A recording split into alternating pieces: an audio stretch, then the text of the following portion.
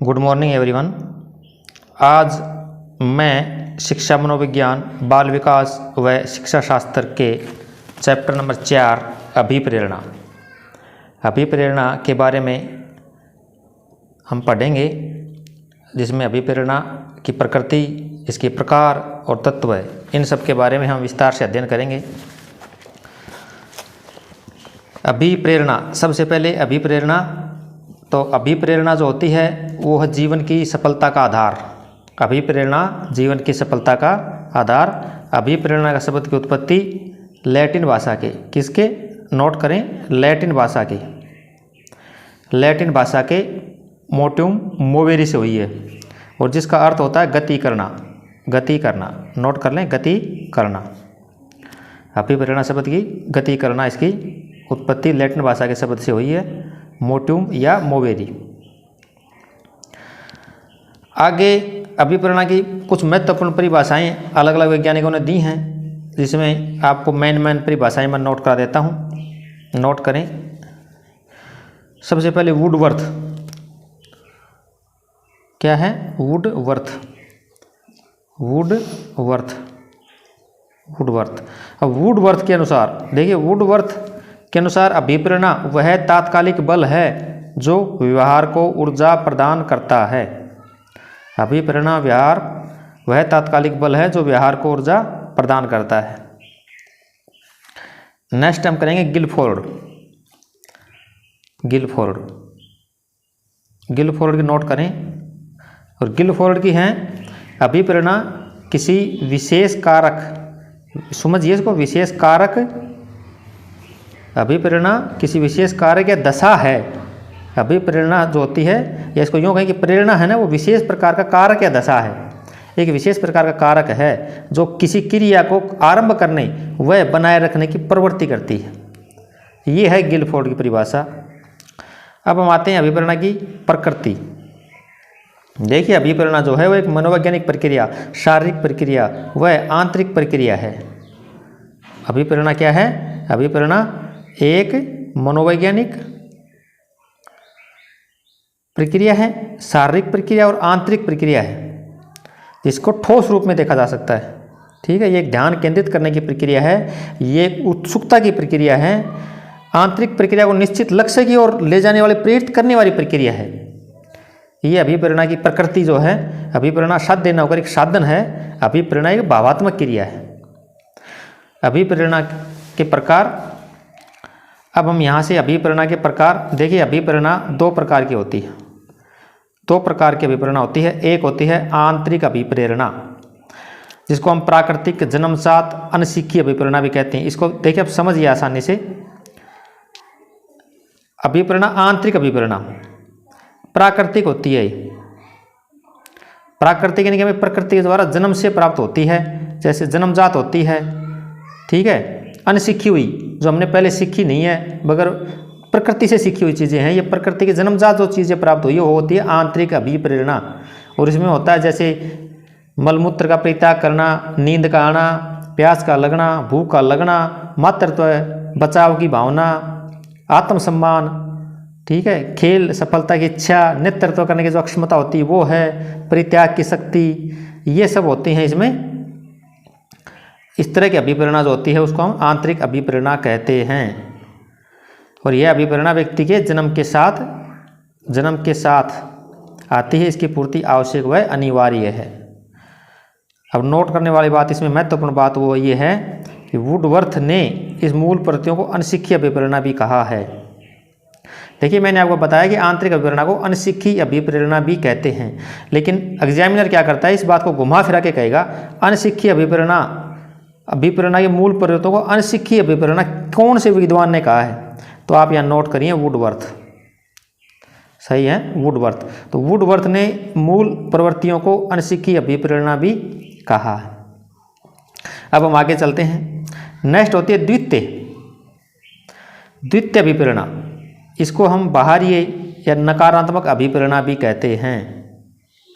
वही हम किस लिए कहते हैं? जब हम किसी काम को, किसी भी कार्य को कर बाहरी दबाव में आके, किसी के कहने से, सुनने से, समझने से बाहरी दबाव में आकर के जो हम काम करते हैं, इसलिए हम इसको बाहरी या द्वितीय द्वितीय यानी कि प्रथम तो आंतरिक हो गई, द्वितीय बाहरी अभिप्रेरणा द्वितीय अभिप्रेरणा और नकारात्मक अभिप्रेरणा भी कहते हैं।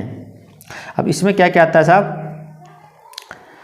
देखिए प्रशंसा, प्रशंसा, प्रशंसा आंतरिक तरीके से प्रकट नहीं हुई है, ये बाहर से लोगों ने हमारी प्रशंसा की है, ठीक है। पुरस्कार, दंड, प्रतिस्पर्धा, ठीक है, परिणामों की जानकारी, लक्ष्य, आदर्श या उद्देश्य प्रदान करना, मूल्यांकन, ये सब सर्वे सामग्री, दृश्य सामग्री, ये सब जो बातें हैं ये बाहरी अभिप्रेरणा में आती हैं। यानी कि कुल मिला के इसमें ये है कि जो हम जन्म के बाद में जो सीखते हैं, जो हमें प्राकृतिक रूप से प्राप्त नहीं होती है, जो हम जन्म के बाद में सीखते हैं, जो बाहरी दबाव में आकर सीखते हैं, वो बाहरी अभिप्रेरणा कहलाती है। इसमें आपको यदि मैं प्रश्न उत्तर बनाऊंगा तो बहुत ज़्यादा प्रश्न उत्तर बन जाएंगे, इसलिए मैंने इसके 25 इंपॉर्टेंट क्वेश्चन नए बना करके विस्तार से पढ़ाने के बारे में सोचा है। क्योंकि इसमें देखिए आसानी प्रश्न छोटे छोटे बनाएंगे। सर्वे दृश्य सामग्री कौन सी अभिप्रेरणा है, आंतरिक अभिप्रेरणा, बाहरी अभिप्रेरणा, तो ये समझने की बातें हैं। इसमें सर्वे दृश्य सामग्री, द्वितीय अभिप्रेरणा, बाहरी अभिप्रेरणा, आदर्श है, उद्देश्य प्रदान करना, ये सब बाहरी अभिप्रेरणा में आते हैं। अब हम आगे चलते हैं। अब अभिप्रेरणा की कुछ महत्वपूर्ण परिभाषाएं मैं नोट कराऊंगा, तो आप नोट करें। देखिए अभिप्रेरणा की महत्वपूर्ण परिभाषाएं। अभिप्रेरणा वह तात्कालिक बल है जो व्यवहार को ऊर्जा प्रदान करता है। यह परिभाषा किसने दी साहब, इंपॉर्टेंट कराऊंगा मैं इसमें, वुडवर्थ। सही होगा। अब वुडवर्थ के अनुसार अभिप्रेरणा वह तात्कालिक बल है जो व्यवहार को ऊर्जा प्रदान करता है। आगे चलते हैं। जॉनसन ने अभिप्रेरणा किसको माना है? जॉनसन के अनुसार अभिप्रेरणा सामान्य क्रियाओं का प्रभाव है जो मानव के व्यवहार को उचित मार्ग पर ले जाती है। अभिप्रेरणा, जॉनसन के अनुसार अभिप्रेरणा क्या है?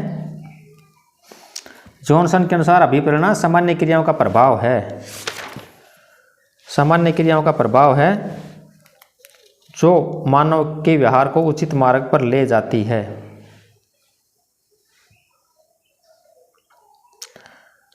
नेक्स्ट हम बात करेंगे मैकडूगल। मैकडूगल ये है ना मोहनमैन जो अभिप्रेरणा है, मैकडूगल की इस ऐसे विद्वानों की लगभग पूछा करते हैं। जैसे मैकडूगल अभिप्रेरणा वह शारीरिक और मानवैज्ञानिक दशा है जो किसी कार्य को करने के लिए प्रेरित करती है। ये परिभाषा दी थी साहब मैकडूगल ने। नेक्स्ट परिभाषा हम करेंगे, नेक्स्ट परिभाषा किसी प्रक्रिया को आरंभ करने, जारी करने तथा नियमित करने की प्रक्रिया अभिप्रेरणा कहलाती है। किसके अनुसार? गुड के अनुसार। अभिप्रेरणा किसी प्रक्रिया को आरंभ करने, जारी करने, नियमित करने तथा प्रक्रिया करने की प्रक्रिया को अभिप्रेरणा कहलाती है। ये परिभाषा गुड के अनुसार। अब हम आगे बढ़ते हैं नेक्स्ट गिलफोर्ड के अनुसार। गिलफोर्ड के अनुसार प्रेरणा भी विशेष कारक या दशा है जो किसी क्रिया को आरंभ करने में बनाए रखने के लिए प्रवृत्त करती है। ये गिलफोर्ड के अनुसार। आगे बढ़ते हैं स्किनर के अनुसार। यह भी इंपॉर्टेंट है, स्किनर के कई बार पूछा करते हैं। स्किनर के अनुसार अभिप्रेरणा क्या है? स्थूल अधिगम में प्रेरणा जो वांछनीय व्यवहार को उत्तेजित करना, स्थायित्व करना, जारी रखना, नियमित करना व निर्देशित करना शामिल है। ये परिभाषा दी है स्किनर ने। अब हम बात करेंगे अभिप्रेरणा के तत्वों के बारे में। अगर मैं विस्तार से पढ़ाऊंगा तो वीडियो काफ़ी लंबा हो जाएगा, इसलिए मैं आपको मेन बातें अभिप्रेरणा से जल्दी नोट करा देता हूँ। अब हम बात करेंगे अभिप्रेरणा के तत्व। अभिप्रेरणा के तत्व कौन कौन से हैं? नंबर 1 तत्व है आवश्यकता, चालक, उद्दीपन और प्रेरक। ये हैं अभिप्रेरणा के तत्व। आवश्यकता देखिए, आवश्यकता किसी शरीर में किसी चीज़ की कमी या गति ही की अवस्था आवश्यकता कहलाती है। आवश्यकता क्या होती है? जब हमें किसी चीज़ की शरीर में कमी होती है, उसको पाने के लिए हम जो कोशिश करते हैं, आवश्यकता। मोटे मोटे तौर पे आवश्यकता किसी भी चीज़ की कमी, शरीर में किसी भी चीज़ की कमी या अति की अवस्था आवश्यकता कहलाती है। और आवश्यकता के 2 वर्ग होते हैं। नंबर 1 होता है शारीरिक वर्ग, शारीरिक आवश्यकता। शरीर संबंधी जो आती है वो होती है शारीरिक आवश्यकता, और नंबर 2 होती है साहब सामाजिक या मनोवैज्ञानिक आवश्यकता। ठीक है, जैसे आत्मविश्वास है, स्नेह है, आत्म पहचान, स्वतंत्र आत्मनिर्भर बनाने की, इस तरीके की जो आवश्यकताएं हैं वो सामाजिक आवश्यकता कहलाती है। ये है आवश्यकता। आवश्यकता 2 प्रकार की, शारीरिक आवश्यकता और सामाजिक आवश्यकता। आगे है चालक। चालक अभिप्रेरणा दूसरा तत्व है चालक। चालक के अंदर क्या है देखिए, जैसे चालक शरीर की आंतरिक क्रिया दशा है जो विशेष प्रकार के व्यवहार करने के लिए प्रेरित करता है। चालक शरीर की आंतरिक क्रिया दशा, जैसे भूख का लगना, प्यास का लगना, ये सब बातें हैं चालक में आएंगी। नेक्स्ट करेंगे हम, अगला तत्व जो है वो है उद्दीपन। उद्दीपन उद्दीपन क्या होता है? जब किसी तत्व द्वारा चालक की संतुष्टि होती है, जब किसी तत्व के द्वारा, अब समझने की बात यहाँ पे है, उद्दीपन क्या है? जब किसी तत्व द्वारा, यानी ये तत्व चालक, जब किसी तत्व द्वारा चालक, जब किसी तत्व द्वारा चालक की संतुष्टि होती है, यानी कि इस तत्व की पूर्ति होती है, चालक की संतुष्टि होती है, तो उसे उद्दीपन या प्रोत्साहन कहते हैं। अब प्रोत्साहन उद्दीपक 2 प्रकार के होते हैं। एक होता है साहब सकारात्मक, नंबर 1 सकारात्मक, नोट करें फटाफट, सकारात्मक। और नंबर 2 होता है वो है नकारात्मक। नकारात्मक उद्दीपन 2 प्रकार के हैं, एक होता है सकारात्मक, दूसरा होता है नकारात्मक। सकारात्मक में होगा जैसे प्रशंसा करना, और नकारात्मक में दुख, दंड, मतलब नेगेटिव चीज़ें जो होगी वो नकारात्मक, और जो पॉजिटिव चीज़ें होंगी वो हो जाएंगी सकारात्मक में। और नेक्स्ट करते हैं हम प्रेरक। प्रेरक देखिए, प्रेरक जो होता है इसके प्रतिपादक कौन थे? सबसे मेन बात तो यह है वुडवर्थ, नोट करें वुडवर्थ। प्रेरक के प्रतिपादक कौन थे? वुडवर्थ। प्रेरक को क्या कहते हैं? मोटिव करना, किसी चीज़ को मोटिव करना, MOTIV, मोटिव। प्रेरक मतलब किसी को मोटिव करना, और इसके प्रतिपादक वुड थे। ठीक है, ये अपने आप में एक बहुत व्यापक शब्द है जिसकी आवश्यकता चालक, तनाव, प्रोत्साहन आदि सब आ जाते हैं इसमें। और इसमें प्रेरक की जो परिभाषा है वुडवर्थ के अनुसार, इसका प्रतिपादक वुडवर्थ है, और वुडवर्थ के अनुसार की जो परिभाषा है वो है प्रेरक व्यक्ति की वह दशा है, प्रेरक व्यक्ति की वह दशा है जो निश्चित उद्देश्य की पूर्ति के लिए निश्चित व्यवहार को स्पष्ट करता है। नोट कर लें साहब, प्रेरक वुडवर्थ के अनुसार प्रेरक व्यक्ति की वह दशा है जो निश्चित उद्देश्य की पूर्ति के लिए निश्चित व्यवहार को स्पष्ट करती है। ये थे अभिप्रेरणा के तत्व। अब हम बात करेंगे प्रेरक का वर्गीकरण। प्रेरक का वर्गीकरण मैस्लो के अनुसार। मैस्लो के अनुसार प्रेरक का वर्गीकरण, एक होता है जन्मजात, जन्मजात जैसे भूख, प्यास, नींद, काम, मलमूत्र त्याग इत्यादि।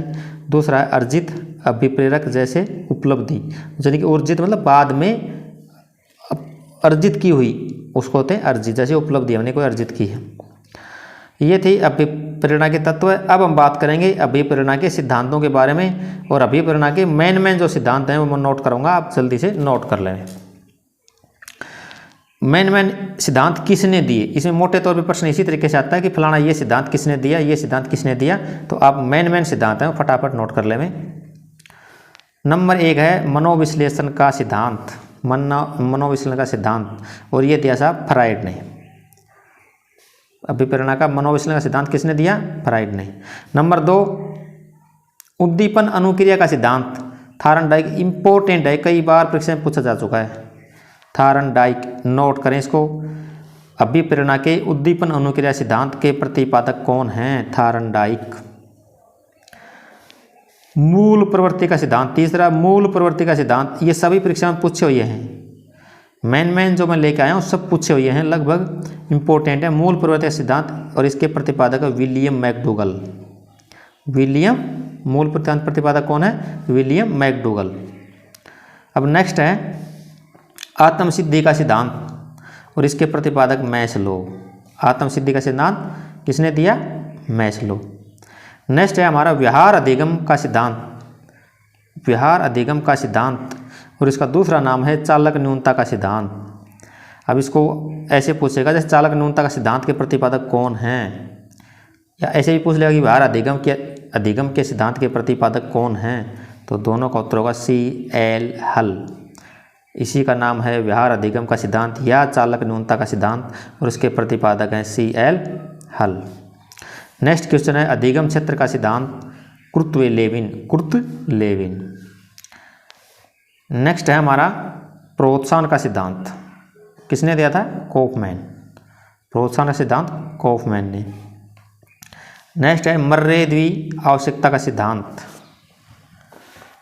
मर्रे द्वि आवश्यकता का सिद्धांत, मर्रे का द्वि आवश्यकता का सिद्धांत।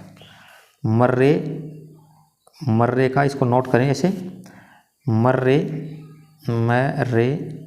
का द्वि आवश्यकता सिद्धांत। ठीक है, द्वि आवश्यकता का सिद्धांत किसने दिया था? मर्रे ने। ठीक है, और इसने मर्रे ने आवश्यकता के दो प्रकार बताए थे, दैहिक आवश्यकता और मनोवैज्ञानिक आवश्यकता। दैहिक आवश्यकता और दूसरा मनोवैज्ञानिक आवश्यकता। नेक्स्ट बनता है हमारा अभिप्रेरणा का शारीरिक सिल्वर किसने दिया? अभिप्रेरणा का शारीरिक सिल्वर सिद्धांत किसने दिया? शारीरिक सिल्वर सिद्धांत के प्रतिपादक कौन है? William James, Kretschmer, Sheldon. किसने दिए थे अभिप्रेरणा के शारीरिक सिल्वर सिद्धांत? विलियम जेम्स, क्रेसमर और शेल्डन। नेक्स्ट क्वेश्चन हमारा विरोधी प्रक्रिया का सिद्धांत सोलोमन कॉर्विट। किसने दिया था? सोलोमन कॉर्विट। अभिप्रेरणा का XY सिद्धांत मैक्स ग्रेगर। नेक्स्ट संशोधित आवश्यकता का सिद्धांत किसने दिया था? Clayton Alderfer. नोट करें, क्लेटन एल रफर। नेक्स्ट अभिप्रेरणा की प्रत्याशा का सिद्धांत किसने दिया था? H वुरुम। किसने दिया था? H वुरुम। नेक्स्ट है निष्पादन संतुष्टि का सिद्धांत और ये दिया था पोर्लर व लालार। अभिप्रेरणा की विधियाँ, अभिप्रेरणा को प्रेरित करने के उपाय और इसमें जैसे रुचि उत्पन्न करना, सफलता, प्रतिस्पर्धा, सामूहिक कार्य, सहयोग, ये हम नेक्स्ट चैप्टर में लेंगे, नहीं तो वीडियो काफ़ी लंबा हो जाएगा। आज हमारे लिए यहाँ तक ही है। कल मैं इसमें से इम्पोर्टेंट क्वेश्चन भी आपको नोट कराऊंगा। अब हम वीडियो को यहीं स्टॉप करते हैं। धन्यवाद। जय हिंद, जय भारत।